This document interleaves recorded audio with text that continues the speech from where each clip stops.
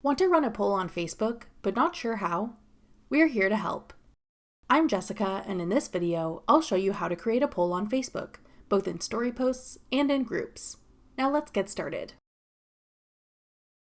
To run a poll on your Facebook story, open the Facebook app and begin creating a story post as you normally would.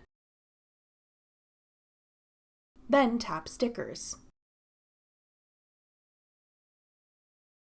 Select Poll. Now add a question for your poll and enter options you want to allow your followers to choose between.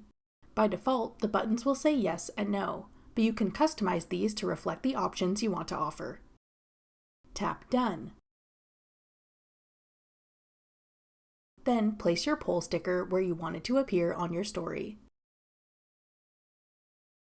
Edit your post with additional text or stickers if you like. Then tap Share at the bottom to post it. When your followers view your story, they can simply tap an option to vote for it. You can see the results of your poll by swiping upwards on your story post. To create a poll in a Facebook group, first navigate to the group you want to run a poll in.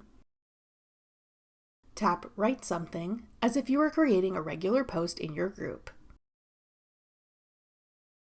Scroll down in the menu of options and select Poll. Then add the options you want to allow people to choose between. To add more options, tap Add Another Option. You can have up to 25 options in this type of poll. You can choose if you want to allow other group members to add their own options, and if you want to allow people to choose multiple options. If you turn off the multiple options setting, people will only be able to vote for one option. When you're finished setting up your poll, tap Done. Type in a question for your poll.